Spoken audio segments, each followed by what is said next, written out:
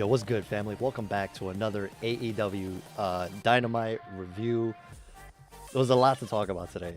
There was a huge signing that was revealed. Technically two, but it was a bit iffy with the first one.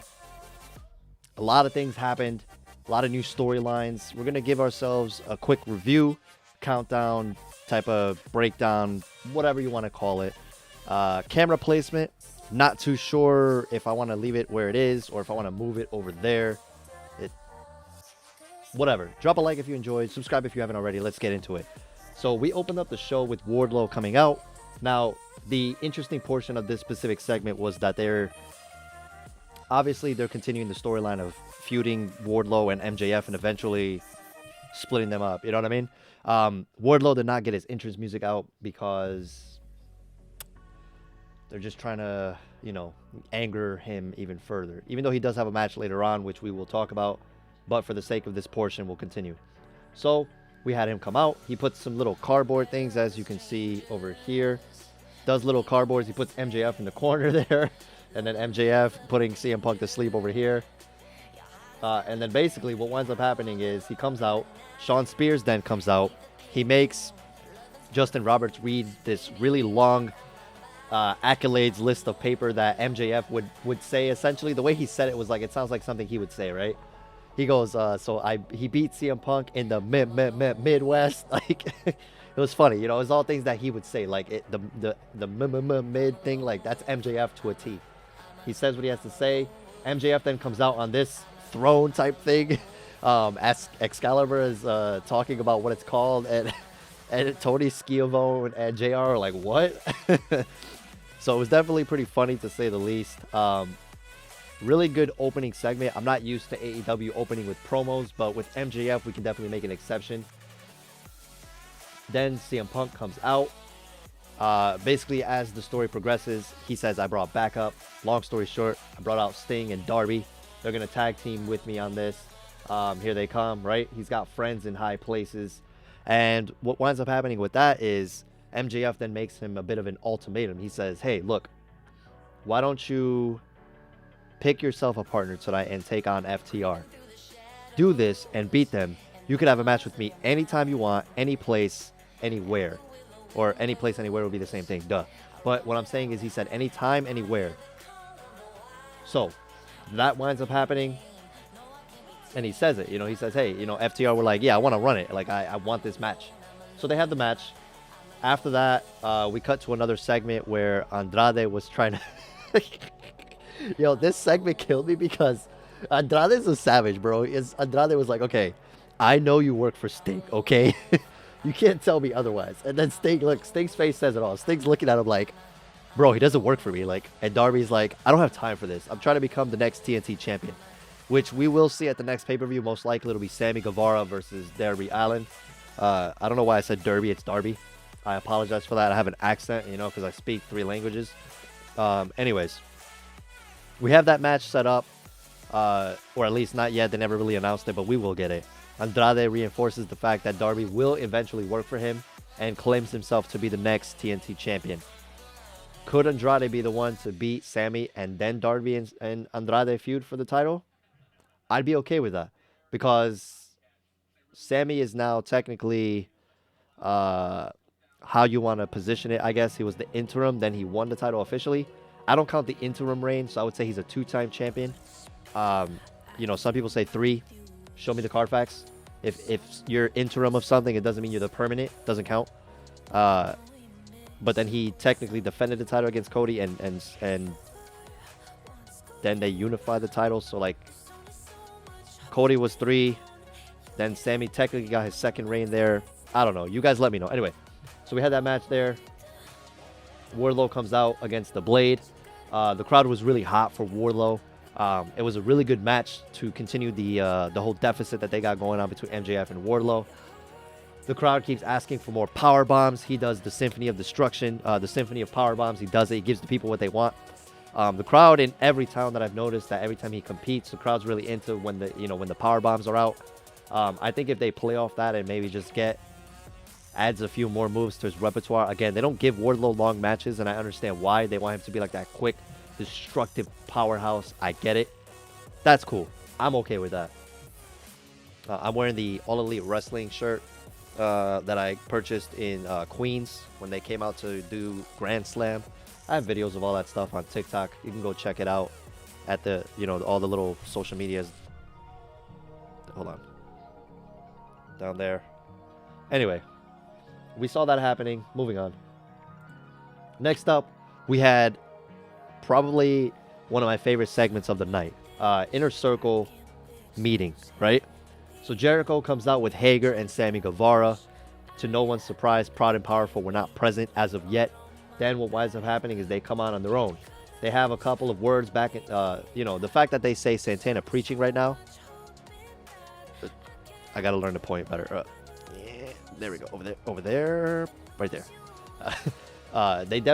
He was definitely spitting facts. He said that basically, long story short, every time Proud and Powerful were about to either get a chance at the tag titles or win, Jericho gets himself into some kind of feud that requires the assistance of portions of the Inner Circle, if not all of them. I saw no incorrect statements here. They were all factual. I'm really behind Proud and Powerful on this. I think that if they go over on the Jake Hager and Jericho match, it'll solidify them as being the next tag team that could potentially be not only the #1 contenders, but a long time coming to tag team champions. I'm behind Santana and Ortiz all the way. It was funny to me, though, how when they came out with their theme song that they've been using for the last few months, JR said that they got themselves new theme music. I don't know if he was like... It could have just been a mistake. I mean, I know everybody makes mistakes. I get it. Moving on. It's definitely not a new theme song. They've been having it for a while. Anyway, he told... Santana basically makes a face saying, well, you're lucky that Ortiz didn't allow me to basically whoop that ass, because if not, I would have. Moving on. Then we get to my favorite portion of the evening.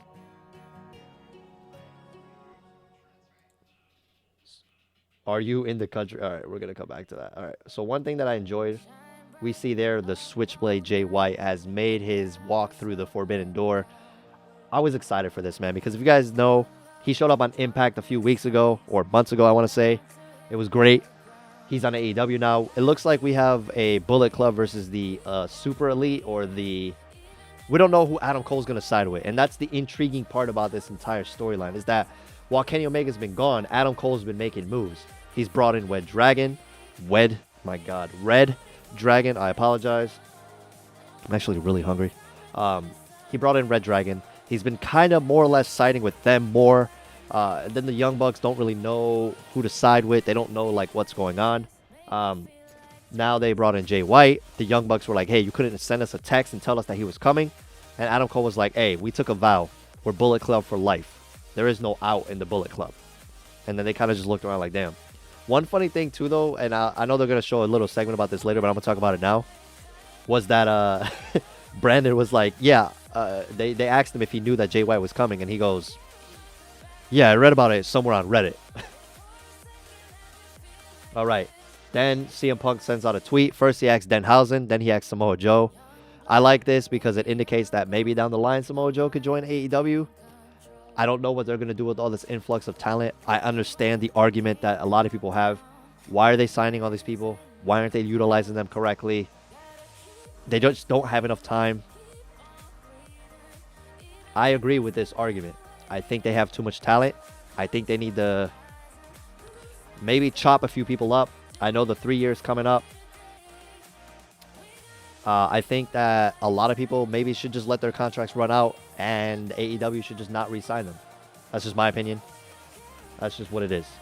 So, basically, that was my reaction to when Keith Lee came out.